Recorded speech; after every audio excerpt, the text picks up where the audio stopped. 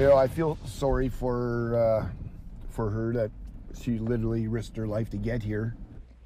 A woman was found dead in a field, and police believe she was fleeing the U.S. to try to reach Canada. Already this year, more than 600 people have come through our area and crossed into Canada. That's 200 more than all of last year.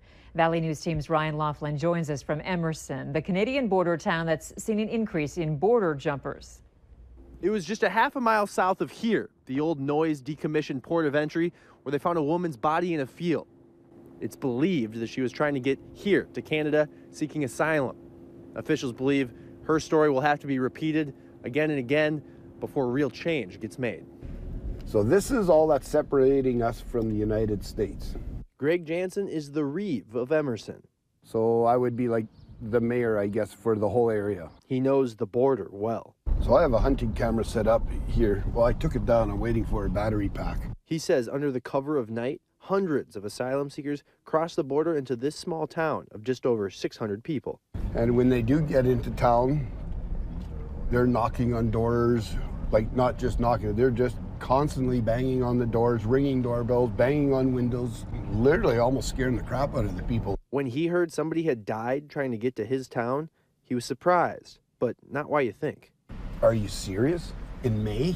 I said, you're mistaken. Like, we're expecting this in the winter. He says the welcoming attitude of the people of Emerson is growing thin. Now reform is being called for. I kind of thought always in the back of our minds that something like that was going to happen. And now that it's happened, it's not surprising. And that's why I'm fighting. Let's let these people come to the port of entry. Asylum seekers can't come through the designated port of entry. Instead, they're being picked up by Canadian police in fields and in town.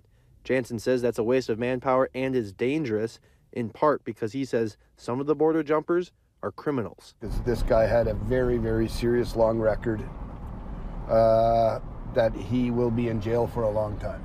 For him, it comes down to trying to keep everyone safe. How many lives are going to have to be lost? Mr. Jansen tells me that Kittson County officials had emailed him today about wanting to form a committee to better address this asylum issue. He says he's interested to hear the solutions they come up with. From Emerson, I'm Ryan Laughlin, Valley News Live. According to the Kittson County Sheriff's Department, the woman found dead is 57-year-old Mavis Otutai. They believe hypothermia is a possible cause of death. The woman was from Ghana, Africa. Officials say a final autopsy report is still pending.